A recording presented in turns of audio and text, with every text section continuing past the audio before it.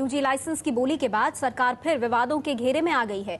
सरकार पर आरोप लग रहे हैं कि लाइसेंस की बोली लगने से सरकार को नुकसान हुआ, लेकिन वो इससे सदमे में कम खुश ज्यादा लग रही है, क्योंकि सरकार को 2G घोटाले का दावा करने वालों पर हमला करने का मौका मिल गया है। जीरो लॉस की थ्योरी देने वाले टेलीकॉम मंत्री कपिल सिब्बल CAG से 1,76,000 करोड़ का हिसाब मांग रहे हैं, तो वित्त मंत्री P चिदंबरम ने घोटाले के दावे को ही झूठा करार दिया है।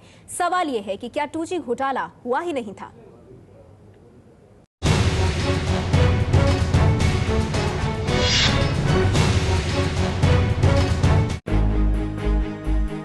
फोर जी के जमाने में 2G स्पेक्ट्रम की नीलामी ने 2G घोटाले के दावे पर ही सवाल खड़े कर दिए हैं। सवाल उठ रहे हैं कि क्या 2G घोटाला हुआ ही नहीं था, क्योंकि सरकार कह रही है कि 2G घोटाला हुआ ही नहीं कभी। The popular imagination, this was not the 2G scam. Rather, the scam involved 1,76,000 crore. That scam, it is now clear, was pure myth. Supreme court के आदेश पर जो 122 लाइसेंस रद्द किए गए थे, उनकी फिर से बोली लगी। सरकार को 40,000 करोड़ रुपए की उम्मीद थी, लेकिन हाथ आए सिर्फ 9,407 करोड़ रुपए। फिर भी सरकार के माथे पर शिकन नहीं है। यूपीए की सरकार है जो अपनी विफलता में ही आनंद ले रही है, अपने फेलियर को सेलिब्रेट कर रही है। इस सरकार के प्रवक्ता और इसके मंत्री बहुत खुश दिखते हैं कि ये ऑक्शन विफल हुई। We are certainly not celebrating, no question. I am personally upset that the consumer ultimately has not benefited. सवाल उठ रहे हैं कि 2G स्पेक्ट्रम की इतनी कम बोली क्यों लगी। CPM सांसद सीताराम येचुरी ने सरकार और कॉर्पोरेट की मिलीभगत का आरोप चढ़ा है। कॉर्पोरेट्स का इंटरेस्ट है कि ये का दाम कम रहे, ताकि वो एक्स्ट्रा जो उनको देना पड़ेगा स्पेक्ट्रम के लिए वो कम होगा। सो दोनों के अपनी अपनी इंटरेस्ट है कि इस प्राइस को नीचे रखें। गंभीर आरोप नहीं है ये, तो हम गंभीर सवाल पूछ रहे हैं कि अगर 18,000 हमने रखा होता जो TRA की रिकमेंडेशन थी, क्या पैसा ज्यादा मिलता? ये तो आज की बात हुई। 2G की पूरी कहानी को समझने के लिए थोड़ा पीछे जाना होगा और याद करना होगा कि 2G को लेकर क्या कुछ कहा जाता रहा, कुछ हुआ। पहले CWG, उसके बाद 2G और उसके बाद कोलगेट। कांड और भी 7 हैं, लेकिन मैं केवल उन 3 का जिक्र कर रही हूँ जिन तीनों के घाटे का अगर आप जोड़ लगाएं तो 4,38,000 करोड़ बनता है। It is the largest scam in independent India, और इसमें जो सरकार को नुकसान और घाटा हुआ है वो अपने आप में विवाद का विषय नहीं हो सकता। CAG अपने रिपोर्ट में कह रही है कि 1,76,000 करोड़ का घोटाला हुआ है, जबकि कैग की रिपोर्ट कह रही है कि 1,76,000 करोड़ रुपए का सरकार को नुकसान हुआ है। 2G के नाम पर पूरी यूपीए सरकार बदनाम हो गई। देश के CAG ने कह दिया कि देश को 1,76,000 करोड़ का नुकसान हो गया। इतने बड़े नुकसान का आरोप लगा तो पूर्व संचार मंत्री A राजा को सरकार की ठाठ छोड़कर जेल जाना पड़ा। सांसद कनिमोड़ी ने लंबा अरसा जेल में गुजारा। करोड़ों की मिल्कियत के मालिक यूनिटेक के संजय चंद्रा, DB रियल्टी और स्वान टेलीकॉम कंपनी के मालिक विनोद गोयनका और शाहिद बलवा, अनिल अंबानी की कंपनी के बड़े अधिकारी गौतम दोषी, हरि नायर, सुरेंद्र पिपाड़ा और पूर्व IAS अधिकारी सिद्धार्थ बेहुरा जैसे बड़े बड़े लोग जेल की हवा और रोटी खाकर जमानत पर निकल पाए। CAG 2G से 1,76,000 करोड़ के नुकसान की बात पर अड़ा रहा, लेकिन सरकार उसे जीरो लॉस कहती रही। लॉस की तभी बात आती है if auction is the option. If the policy was not to auction, then the question of loss doesn't arise. सरकार ने कभी CAG के आंकड़े को नहीं माना, तो कांग्रेस के विरोधियों ने कभी सरकार की जीरो लॉस थ्योरी स्वीकार नहीं की। लेकिन अब जब 2G स्पेक्ट्रम की बोली से सरकार को सिर्फ 9,407 करोड़ रुपए मिले हैं, तो सरकार ही CAG से सवाल पूछ रही है कि 1,76,000 करोड़ के दावे का क्या हुआ। जीरो लॉस की थ्योरी देने वाली सरकार अब बोल रही है कि 2G घोटाला तो मिथ्या ही था। What use is it for government to get revenues and for the consumer not to be empowered? And if you bandy about figures of this nature, 1,76,000 crores. Where are those 1,76,000 crores? That scam, it is now clear, was pure myth. विरोधी मोर्चे पर 2G घोटाले की गूंज अभी भी सुनाई दे रही है, लेकिन सिर्फ 9,407 करोड़ की बोली के बाद 1,76,000 करोड़ के आंकड़े का कोई जवाब नहीं दे रहा है। न तो सीएजी न ही 2G घोटाले पर हाय तौबा मचाने वाले कांग्रेस के विरोधी। सवाल ये है कि 2G घोटाला हुआ था या नहीं, ये किसके आंकड़े से साबित होगा, किसकी जांच से सिद्ध होगा।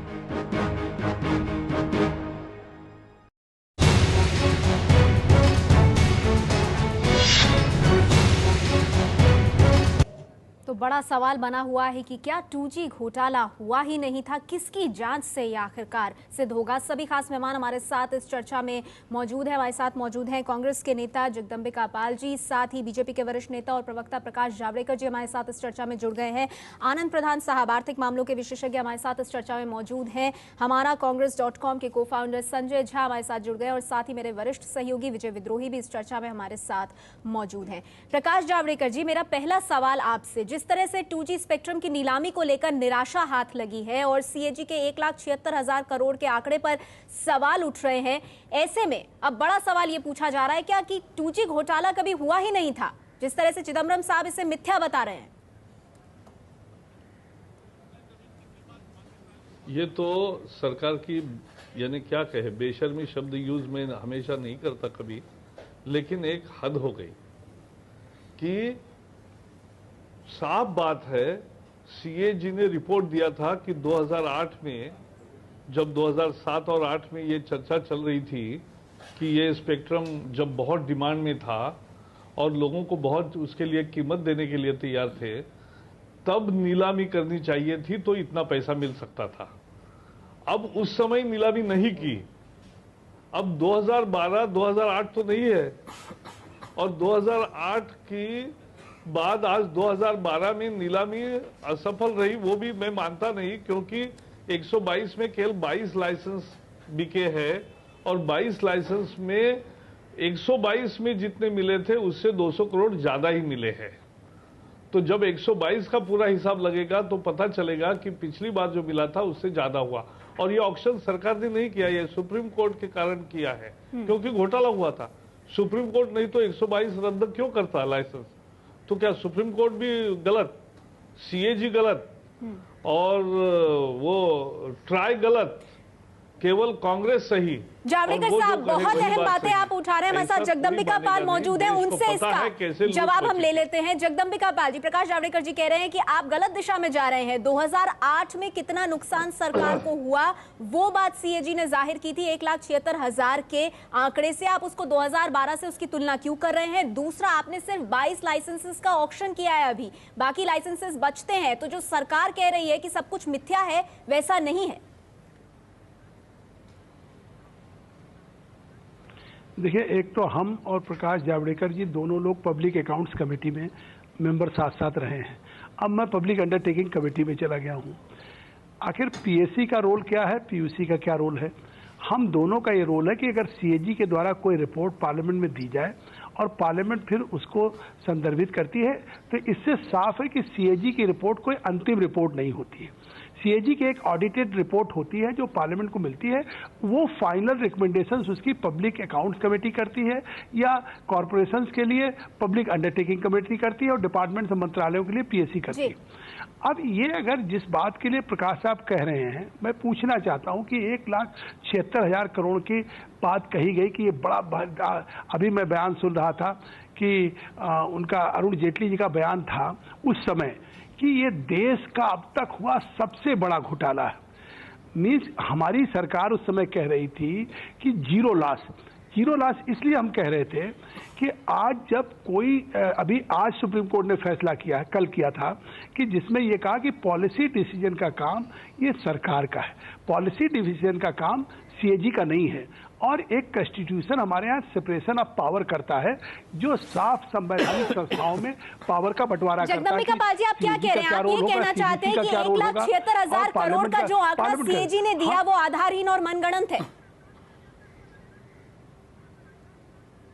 आधारहीन था, इसलिए कि उन्होंने कहा अगर इसका ऑक्शन होता, जब उस समय सरकार की पॉलिसी ही नहीं थी ऑक्शन की। इनके जमाने में भी आखिर जो policy Bharatiya Janata party NDA ने अख्तियार किया था, प्रकाश जी से आप पूछिए, तो उसी पॉलिसी को तो हम लेके आगे बढ़े।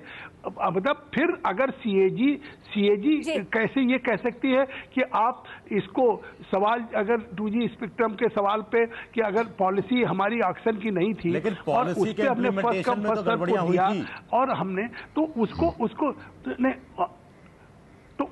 अगर पॉलिसी के इम्प्लीमेंटेशन में गड़बड़ियां हुई विद्रोही जी, तो उसका निश्चित तौर से सुप्रीम कोर्ट ने संज्ञान लिया, सरकार ने भी संज्ञान लिया, कार्रवाई हुई।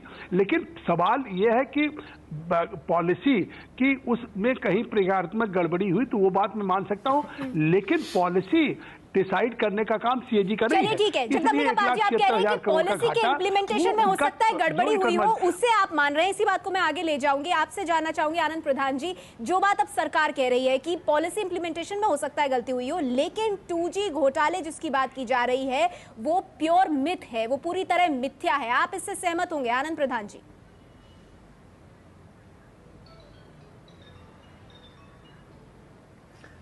नहीं, मैं बिल्कुल इससे सहमत नहीं हूं, और उसकी वजह सिर्फ ये है कि आप याद करिए कि 2007-8 में भी जब ये दिए गए थे लाइसेंसेस, तो उस समय सिर्फ 2 उदाहरण आपको मैं देना चाहता हूं। एक तो जो स्वान टेलीकॉम था, स्वान टेलीकॉम को जो लाइसेंस 1400 करोड़ रुपए में दिया गया, उसका 45% हिस्सा उन्होंने एतिलसात दुबई की कंपनी को बेचा और उससे उसको 4200 करोड़ रुपए मिले। इसी तरह से आपको याद होगा कि यूनिटेक को जो लाइसेंस मिला था, यूनिटेक ने 1600 करोड़ रुपए में वो लाइसेंस लिया था और उसका 60% उसने 6200 करोड़ रुपए में टेलीनॉर को बेच दिया था। तो उस समय ही ये बात साफ हो गई थी कि ये जो लाइसेंसेस दिए गए हैं, ये कहानी तो अलग है, स्पेक्ट्रम दिया गया है, वो तो सरकार ने नीति जो फैसले लिए उसमें ये कहानी इसी से जुड़ी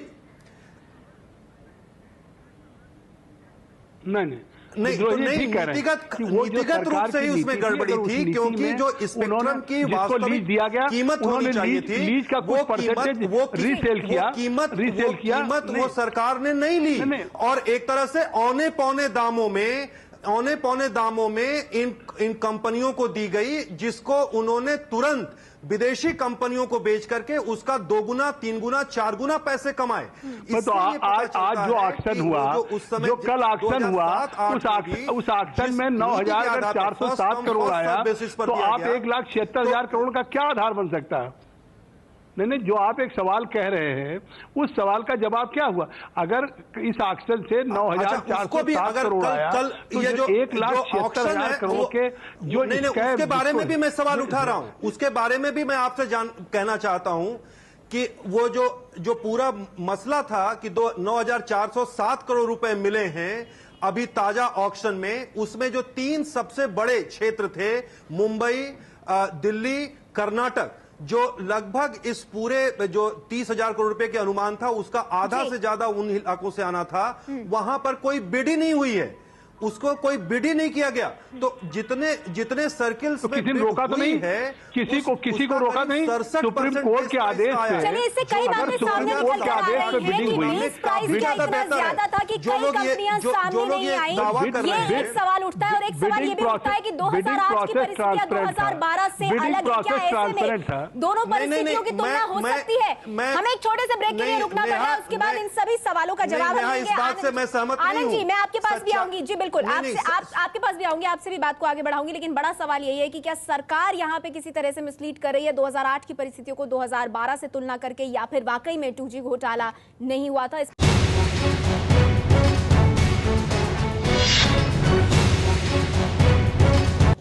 बड़ी बहस जारी है हमारी कि क्या 2G घोटाला हुआ ही नहीं था। जिस तरह से 2G स्पेक्ट्रम की नीलामी में निराशा हाथ लगी है, उसके बाद ये सवाल लगातार कांग्रेस के नेता और खुद सरकार भी उठा रही है। सभी खास मेहमान हमारे साथ मौजूद है। संजय झा, जो बात विपक्ष की ओर से आ रही है और लेफ्ट ने यह आरोप लगाया कि ये सरकार और कॉरपोरेट की मिली भगत है, जिसका फायदा कॉरपोरेट को भी हुआ है और सरकार को भी हुआ है, और कहां तो सरकार को दुख होना चाहिए इस बात का कि नीलामी में जो टारगेट था वो पूरा नहीं हुआ, लेकिन सरकार इस मौके पर भी खुशी मना रही है, सीएजी पर वार कर रही है।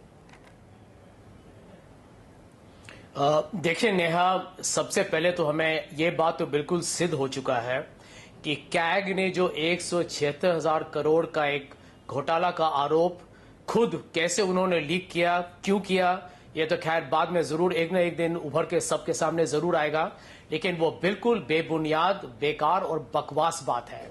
और ये बहुत ही आसान है। आपको दो अहम बात मैं कहना चाहूंगा। आप ये देखिए कि आज मोबाइल फोन का जो कॉस्ट है या टैरिफ है, दुनिया में सबसे सस्ता भारत में है। इससे आम आदमी को इससे सबसे ज्यादा फायदा हुआ है। इसका पूरा श्रेय यूपीए सरकार के टेलीकॉम पॉलिसी में जाता है। दूसरी बात, आपके पास 2008 में सिर्फ लगभग 270 या 280 मिलियन मोबाइल यूजर्स थे।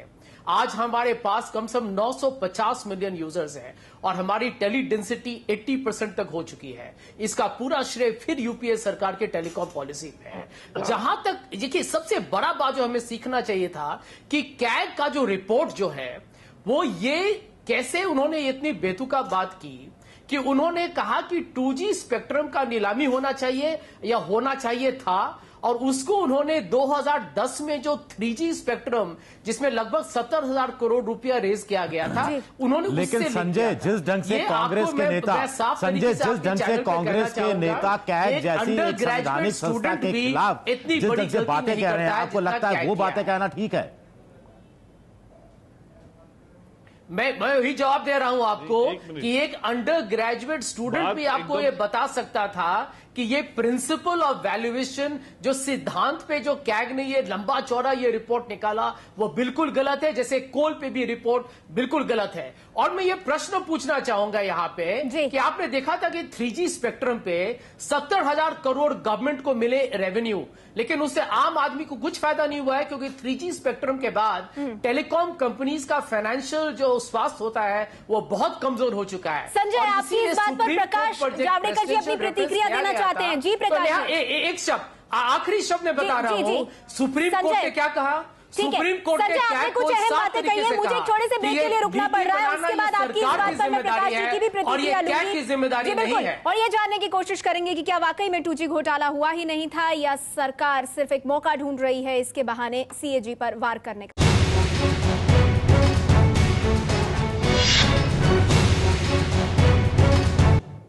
बड़ी बहस जारी है हमारी, क्या 2G घोटाला हुआ ही नहीं था। सभी खास मेहमान हमारे साथ मौजूद हैं। प्रकाश जी, जो बात अब सरकार बार बार कह रही है वो ये कि 1,76,000 के आंकड़े पर CAG दरअसल पहुंचा कैसे। CAG पर सवाल उठाए जा रहे हैं और ये भी कहा जा रहा है कि ट्राई की जो सिफारिशें थी, अगर उन्हें माना जाता तो हाल और भी खराब होता 2G स्पेक्ट्रम नीलामी का। आप क्या कहेंगे इस पर?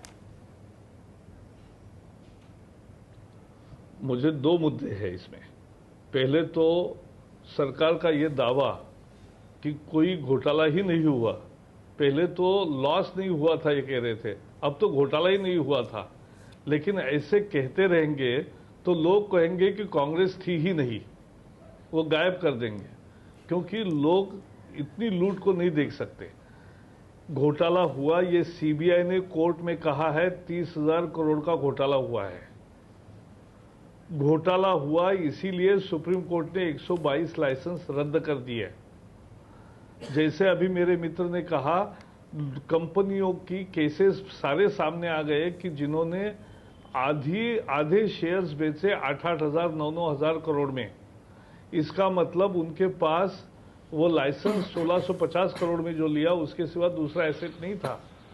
तो वो अगर पूरा बेचते तो उसको 16,000 करोड़ रुपए मिलते। ये 16,000 करोड़ रुपए उस समय की सही प्राइस थी, और उसका हिसाब जोड़ोगे तो 1,76,000 तक आप पहुंचते हैं। दूसरी महत्वपूर्ण बात, तो घोटाला तो हुआ ही, ये खुद सरकार CBI कह रही है। अब CBI को भी ये नकारेंगे, क्योंकि कांग्रेस की नीयत क्या है? नियत है घोटाले को छुपाने को, और इसलिए CAG पर प्रहार करो। तो जो भी करोड़ का हुआ है 1,76,000 जो भी घोटाला चिन्हित करेगा उसको एक मिनट पहले सुन लो। अभी मैं बोल रहा हूं तो बीच में मत बोलो। CBI ने 30,000 करोड़ के घोटाले की बात कही है, मैं नहीं बोल रहा हूं। तो इसलिए बात साफ है कि सरकार CAG को खत्म करना चाहती, अब संविधान में है तो उसके पर कतरना चाहती है जी। ये सुप्रीम कोर्ट पर भी प्रहार कर रहे हैं आज कि सुप्रीम कोर्ट ने घोटाला किया, एक तरह से गड़बड़ हुआ है। वो ट्राई को भी दोषी मान रही है, यानी रेगुलेटरी मैकेनिज्म भी खत्म करना चाहते हैं। वो सरकार हमने देखा कि लोकपाल के समय रात 12 बजे वोटिंग से कैसे भाग गए, तो लोकपाल भी उनको नहीं चाहिए।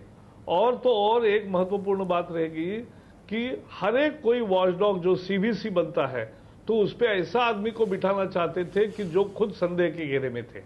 तो इसका मतलब ये हुआ प्रकाश जी, हम सीएजी तक रहे तो बेहतर रहेगा इस समय, 2G घोटाले तक रहे तो बेहतर होगा। दूसरा, संस्था नहीं चाहिए। आपका सबसे बड़ा जो हथियार था वो फुस हो गया, ऐसा लगता है। इसलिए है नहीं हुआ, बिल्कुल नहीं हुआ। उल्टा कैग का रिपोर्ट सही हुआ, क्योंकि आज भी 22 लाइसेंस बेचकर 200 करोड़ रुपए ज्यादा मिले 122 बेचकर जितने मिले थे। चलिए प्रकाश जी, इस पर मैं जवाब लेना चाहूंगी जगदम्बिका पाल जी से, क्योंकि कई मुद्दे आपने उठाए हैं। देखते हैं जगदम्बिका जी इस पर क्या कहते हैं। जगदम्बिका जी, प्रकाश जी साफ तौर पर कह रहे हैं कि घोटाला तो हुआ है, सीबीआई ने घोटाले का एक आंकड़ा दिया है, 122 लाइसेंसेस सुप्रीम कोर्ट ने रद्द किए, तो घोटाला एक मिथ्या है, मिथ है, ये आप कैसे कह सकते हैं? इतनी बड़ी बात कैसे कह सकते हैं आप? देखिए नेहा, अब प्रकाश जी को तो इस डिबेट का लेकर के अपनी पार्टी का एक मैसेज कांग्रेस के खिलाफ एक आरोप और मिथ्या इस तरह से प्रचार करना है। मैं पूछ रहा हूं कि क्या सीएजी ने भी इसको घोटाला कहा था? सीएजी ने भी केवल ये कहा था कि अगर ये मतलब लोगों को ऑक्शन से दिया गया होता तो इतनी रेवेन्यू और गेन होती सरकार को। घोटाला तो सीएजी ने नहीं कहा, मैं चुनौती देके कह सकता हूं। तो इसको घोटाला कहना मैं समझता हूं देश की जनता को गुमराह कर रहे प्रकाश जावड़ेकर जी, क्योंकि ऑक्शन की प्रक्रिया भी नहीं थी। लेकिन इसके बावजूद भी अगर सीएजी ने बात कही कि ऑक्शन होता तब, लेकिन आज जब सुप्रीम कोर्ट के आदेश पे ये ऑक्शन हो रहा है, किसी को बिडिंग में पार्टिसिपेट करने से रोका नहीं जा रहा था, ट्रांसपेरेंट बिडिंग थी, पूरे देश के सामने सुप्रीम कोर्ट के निर्णय पे था। और इसके बाद अगर बॉम्बे दिल्ली में कोई बिडर ना आए तो इसका क्या मतलब है कि कहीं ना कहीं जगदम्बिका जी, मतलब लेफ्ट पार्टियां भी निकाल रही है, लेफ्ट पार्टीज का कहना है कि कॉर्पोरेट कंपनियों में और सरकार में मिली भगत थी, जिसका फायदा सरकार को भी हुआ और कंपनियों को भी हुआ। कंपनियों को कम दामों पर आगे चल करके स्पेक्ट्रम मिल जाएगा, और जहां तक सरकार की बात है, सरकार को अच्छा मौका मिल गया सीएजी पर निशाना साधने का। नेहा, हमारे यहाँ कहावत है, खिसियानी बिल्ली खंबा नोचे। पता नहीं आप समझ पाई कि नहीं समझ पाई। तो मतलब हमारे तो वो ये कि जब अब लग रहा कि जैसा विद्रोही जी ने कहा फुस हो गया, 1,76,000 करोड़ का जो पूरे देश में इन्होंने सत्र नहीं चलने दिया और जीपीसी की मांग किया और पूरे देश में लगा दिया। जैसे कांग्रेस आज तक क्या कहते 2G घोटाला, और आज 2G घोटाला की सच्चाई और हकीकत कल के ऑक्शन में सामने आ गई। तो अब उनको लगता है कि हम माफी, तो आखिर कांग्रेस ने कहा ना कि इनको माफी मांगनी चाहिए। भाई अगर चाहे भारतीय जनता पार्टी नेता प्रतिपक्ष का दर्जा पाए हो, तो क्या डेमोक्रेसी में जितनी जिम्मेदारी सत्तारूढ़ दल की उतनी विपक्ष की भी है? अगर इतनी गैर जिम्मेदाराना हरकत से देश की इस संसदीय परंपरा की छवि को अगर प्रकाश जी की पार्टी खराब करना चाहे, तो कहीं एहसास हो तो उनको साफगोई से माफी मांगनी चाहिए। अब माफी तो ये मांगेंगे नहीं, लेफ्ट पार्टी मांगेगी नहीं। अब ये कह रहे हैं कि कॉर्पोरेट हाउसेज के और सरकार की मिली भगत है। नहीं, सरकार की मिली भगत। पाल साहब, ऐसा लग रहा है कि आपको इस बात का कतई अफसोस नहीं हो रहा कि करीब 30,000 करोड़ रुपए और ज्यादा इस नीलामी के जरिए जो सरकार पाने की कोशिश कर रही थी वो नहीं मिले, वो 30,000 करोड़ रुपए नहीं आए आपके खजाने में, इसका कतई अफसोस नहीं हो रहा आपको? नहीं, अफसोस है, इसका अफसोस है, इसका बिल्कुल अफसोस है। क्यों नहीं अफसोस होगा विद्रोही जी? लेकिन हम आखिर जिस पीड़ा से हम गुजरे हैं पिछले 1 सालों से, लगातार इस 2G के सवाल पे जिस तरह से हमारी छवि को, सरकार की छवि को धूमिल करने की बात की गई, प्राइम मिनिस्टर के ऊपर उंगली उठाने की बात की गई, सरकार पे उंगली उठाने की बात की गई, तो क्या अगर आज सुप्रीम कोर्ट के या उस नीलामी के बाद जब एक सच्चाई और हकीकत देश के सामने आ गया है, तो क्या ये हमें हमारी पार्टी को कहने का अवसर नहीं है कि जो आरोप लगाए जा रहे थे मिथ्या थे, या जो बात कही जा रही थी सीएजी के द्वारा भी? लेकिन जगदम्बिका पाल जी, सरकार इस बात का जवाब नहीं दे रही कि अब वित्तीय घाटे का क्या होगा, या ये जहां पर ऑक्शनिंग नहीं हुई वहां पर क्या होगा। उससे ज्यादा ऐसा लग रहा है कि जो तवज्जो है वो इसको दी जा रही है कि सीएजी की रिपोर्ट को कैसे गलत ठहराया जाए। बहरहाल जो सरकार ने बात कही है वही मैं आनंद प्रधान जी के पास ले जाना चाहूंगी। आनंद प्रधान जी, आज टेलीकॉम मंत्री कपिल सिब्बल ने कहा कि ट्राई की रिकमेंडेशन जो थी वो तो इससे कहीं ज्यादा बेस प्राइस की थी, हमने तो उससे कम लगाया तो ये हाल है। तो सवाल उठाया उन्होंने कि सरकार की नीतियों को गलत क्यों बताया जा रहा है।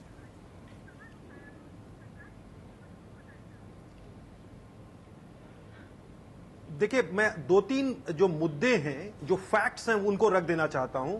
2007-8 में जिन कीमतों पर दिया गया था वो 2001 की कीमतें थी। दूसरी बात कि ये जो सीएजी ने जो लॉस का या जो नुकसान का एक अनुमान लगाया, वो अनुमान 2010 में जो 3G की ऑक्शंस हुए थे। अब ये याद रखिए कि ये कह रहे हैं कि ऑक्शन जो होना था ये गलत था।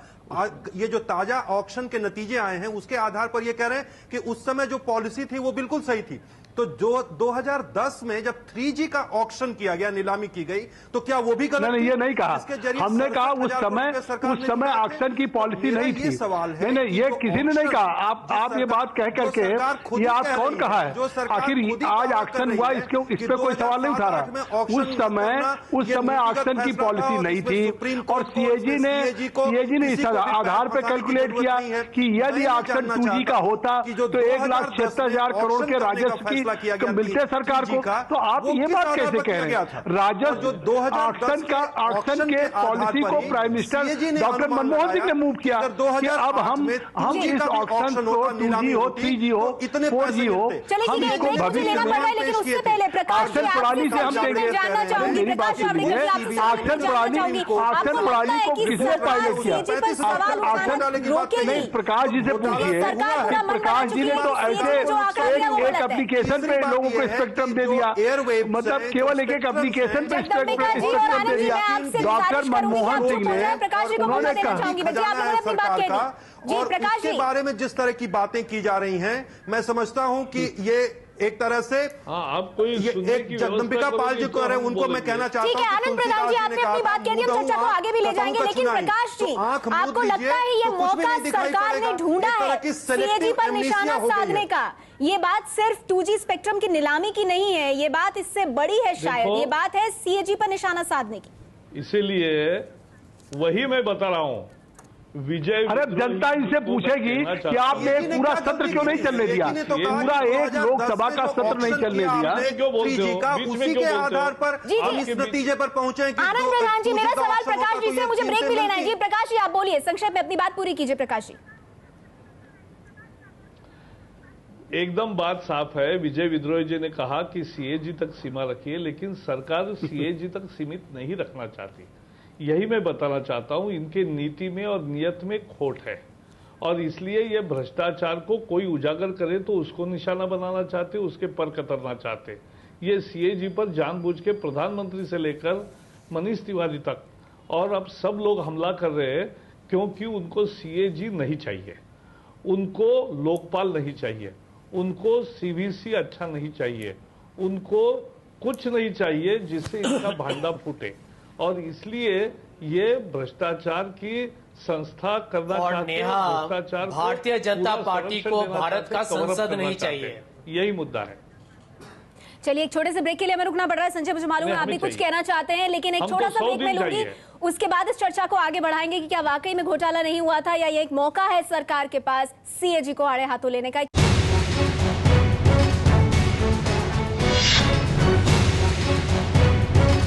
क्या 2G घोटाला हुआ ही नहीं था, इस पर बड़ी बहस जारी है हमारी। विजय जी, एक बड़ा सवाल ये उठता है, जिस तरह से वित्त मंत्री पी चिदम्बरम ने 2G ऑक्शन जो ये पूरा हुआ इसके बाद जो कहा कि ये जो घोटाले की बात कही जा रही है ये प्योर मिथ है, सरकार की स्टेटमेंट से क्या पता लगता है? कुछ दम दिखाई देता है आपको सरकार की इस बात में? देखिए, सरकार बड़ी खुश है कि 21-22 नवंबर से शीतकालीन सत्र शुरू होने वाला है और एक बड़ा जो बीजेपी के पास या पूरी विपक्षी पार्टियों के पास हथियार हुआ करता था, उसकी धार कहीं ना कहीं कुंद हुई है। लेकिन सरकार के चेहरे पर आज भी जो दो बड़े मंत्री थे उनके चेहरे पर कहीं ये शिकन नहीं था कि फिस्कल डेफिसिट इतना बड़ा हुआ है, सरकार को और ज़्यादा पैसे की ज़रूरत है और नीलामी की वजह से इतना कम पैसा आया है और इसका नुकसान, इसका जो खामियाजा है वो उसकी भरपाई कैसे होगी, इसके बारे में सरकार के माथे पर किसी तरह की कोई शिकन नहीं थी। ये बड़े अफसोस की बात है, पहली बात। दूसरी बात यह है कि नीतिगत फैसले, सरकार नीतियां बनाए, ठीक है, सरकार को नीतियां बनानी चाहिए, लेकिन नीतियों में अमल में गड़बड़ी हो और नीतियों के अंदर ही कुछ ऐसी चीजें छोड़ दी जाएं जिसके कारण से गड़बड़ियां की संभावनाएं ज्यादा पैदा हो और उसकी संभावना हमेशा बनी रहे, जिसकी तरफ आनंद प्रधान भी इशारा कर रहे थे। तो ये भी अपने आप में बड़ी गड़बड़ बात। संजय, बहुत बड़ा सवाल उठता है जो विजय भी यहाँ पर उठा रहे हैं कि कोई शिकन नहीं दिखाई दी। इस कद के मंत्री जब बात कर रहे हैं तो ऐसा लगा कि कोई दुख नहीं है। ये सिर्फ सीएजी पर, मीडिया पर, सुप्रीम कोर्ट पर, ट्राई पर सवाल उठाने का एक मौका बन गया बस सरकार के लिए। वित्तीय घाटा कैसे पाटेगी इस बारे में कोई चिंता नहीं। क्यों कुछ सर्कल्स में लोग आए ही नहीं लेने के लिए 2G स्पेक्ट्रम, इस बारे में कोई चिंता नहीं। नेहा, देखिए 2 साल से लगातार निरंतर इस सरकार पर बेबुनियाद आरोप, हर तरीके के समीक्षा लोगों ने किया है। आज ये बात साफ तरीके से भारत के लोग, सब नागरिक जानेंगे कि ये बहुत ही दुर्भाग्य की बात है कि प्रकाश जावड़ेकर जी यहां नहीं है, जिनका पार्टी आज भ्रष्टाचार में डूबा हुआ है, जो संसद में विश्वास और लोकतंत्र में विश्वास नहीं करते हैं और वो भ्रष्टाचार पे दूसरों को प्रवचन देते हैं। और ये आज जो आपने देखा है प्रेस कॉन्फ्रेंस में, मनीष तिवारी जी, कपिल सिब्बल जी और चिदम्बरम जी, उन्होंने क्या कहा है कि ये सब आरोप आपने ये सरकार को ही नहीं, देश को कमजोर किया है। और यहां पर मैं आपको एक साधारण उदाहरण देना चाहूंगा। भारत के former chief justice of India mister Kapadia ने कहा था कि loss is a fact and a profit is a matter of opinion. और मिस्टर विनोद राय कैग को ये समझना चाहिए था, क्योंकि उन्होंने जो कहा है आपके चैनल पे मैं चुनौती देना चाहता हूं कि कैग को सबसे पहले इसकी छानबीन करना चाहिए कि आपके रिपोर्ट्स कैसे लीक हुए, क्यों लीक हुए। को बात करते हुए सुना इस और ये देश के मर्यादा पर एक धब्बा लगा है। इतनी कम हुई है, इतनी कम जो पैसे आए हैं उस बात का दुख नहीं था। फिस्कल डेफिसिट कैसे पटेगा उस पर वित्त मंत्री चिदम्बरम साहब बोले कि एक पत्रकार को कि मैं आपको बजट बनाने के लिए नहीं बोलूंगा, आप उसकी चिंता मत कीजिए। तो ये बातें भी तो कुछ संदेश देती है ना जनता को, आगे का भी तो सोचना है हमें। आप सिर्फ सीएजी को निशाना बना रहे हैं। नहीं, देखिए नेहा, सबसे पहले तो मैं आपके चैनल पर खुलेआम बताना चाहता हूं कि इस बात की छानबीन होनी चाहिए और मिस्टर विनोद राय को, इस देश के नागरिक को बताना चाहिए कि उनका रिपोर्ट कैसे लीक हुआ और क्यों लीक हुआ। इसकी जिम्मेदारी है, देश के लोग जानना चाहेंगे। दूसरी बात, क्योंकि ये सिर्फ यूपीए सरकार के नहीं, मुझे लगता है कि देश के विरुद्ध, देश की मर्यादा को कमजोर किया हमने। अंतर्राष्ट्रीय भारत पे बहुत लोगों ने हंसा इस पर कि क्या ये सरकार है भारत की, और ये सब गलत सिद्ध हुआ है आज। लेकिन जहां तक आपने कहा है फिस्कल डेफिसिट का, क्या देखिए ऑक्शन, नीलामी जो है, नीलामी बाद में भी हो सकता है इसी दाम पे, ये खत्म नहीं हुआ है। आपने सुना था मिस्टर चिदम्बरम ने कहा कि जो ऑक्शन नहीं हुआ है वो अप्रैल के पहले भी ऑक्शन हुआ जा सकता है। ऑक्शन नीलामी से ही पैसा नहीं आएगा, वहां पर टैक्सेशन है, पीएसयू डाइवेस्टमेंट है। और भी संजय, आपका भी धन्यवाद। लेकिन पक्ष विपक्ष में क्या तर्क आए हैं उस पर हम नजर डाल लेते हैं। जो आज की चर्चा हुई उससे पक्ष और विपक्ष में क्या तर्क निकले। पक्ष में यह तर्क आया कि सीएजी ने भी घोटाला नहीं कहा था। सीएजी ने कहा था कि 1,76,000 करोड़ मिल सकते थे, ये जगदम्बिका पाल ने कहा। वहीं प्रकाश जावड़ेकर ने कहा कि सरकार ऐसे बयान देती रहेगी तो एक दिन लोग कहेंगे कि कांग्रेस थी ही नहीं। विपक्ष में यह तर्क आया। संजय झा ने पक्ष में कहा ज्यादा कीमत देकर लाइसेंस मिलता तो लोगों को मोबाइल कॉल की ज्यादा कीमत देनी पड़ती। जबकि विजय विद्रोही ने कहा लगता है कि सरकार को अफसोस नहीं कि 30,000 करोड़ और मिल सकते थे। संजय झा ने यह भी कहा कि 2 साल से देश को कमजोर करने वाले आरोप लगते रहे, अब सरकार सही साबित हुई है। वहीं आनंद प्रधान ने कहा कि जब सरकार 2008 की नीति को सही ठहरा रही तो क्या 2010 की 3G की नीलामी की नीति गलत थी, ये सवाल उठाया उन्होंने। तो ये सभी पक्ष विपक्ष में तर्क आए।